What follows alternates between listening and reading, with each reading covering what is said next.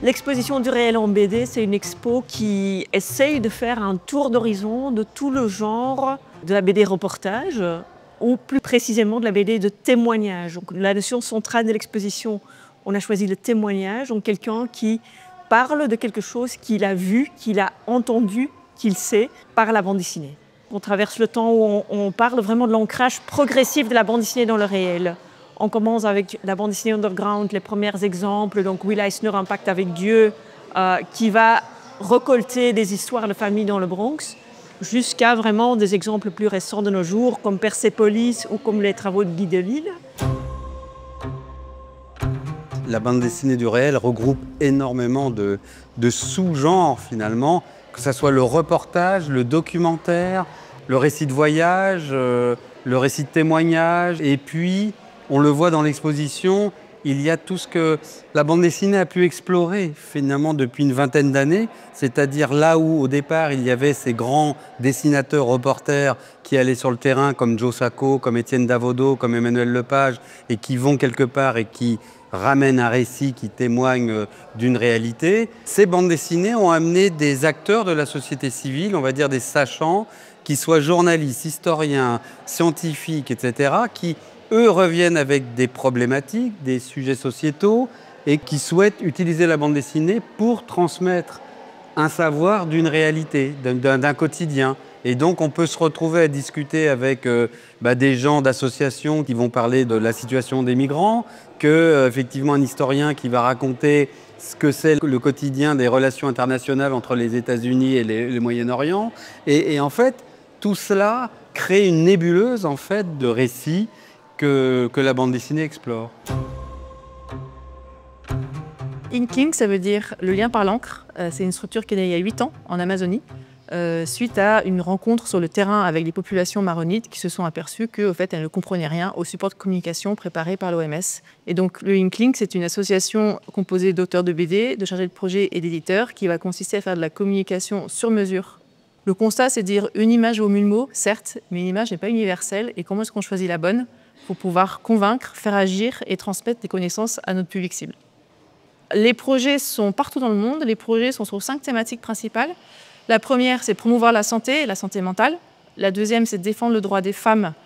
La troisième, c'est défendre le droit des personnes exilées. La quatrième, c'est préserver l'environnement et favoriser les territoires. Et la dernière, c'est favoriser l'éducation, notamment des jeunes, partout dans le monde. Initialement, les missions sont toujours faites avec un socle d'artistes liés au réseau des fondateurs, à savoir Wilfried Lupano et Maïna Itoz. Et c'est eux qui se rendaient sur le terrain. Désormais, on essaye de faire appel à des auteurs un peu partout dans le monde. Et quand il n'y en a pas, on envoie des personnes de notre vivier francophone.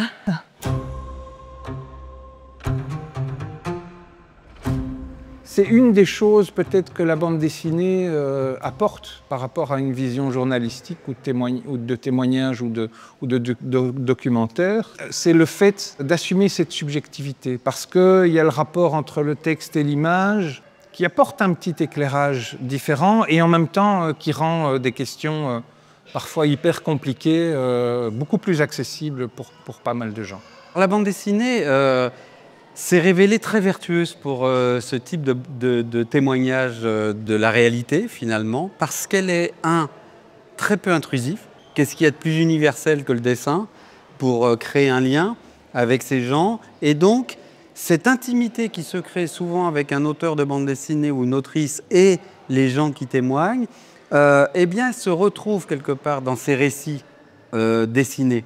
Il y a des endroits où un appareil photo, c'est mal vu, c'est mal perçu. Il y a le côté vol de l'image. Alors maintenant, ça dépend comment on travaille avec son appareil photo.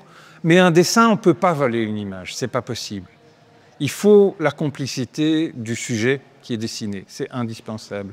Il y a du temps qui est partagé à deux, il y a un travail, un savoir-faire. La complicité est beaucoup plus induite. On accède aussi beaucoup plus facilement à toute une série d'informations et puis ça m'est arrivé aussi de me rendre compte qu'il y avait des gens qui ne nous prenaient pas tout à fait au sérieux parce qu'on n'était jamais que des auteurs de bande dessinée. Et donc, on parvenait à avoir beaucoup plus d'informations, en fait.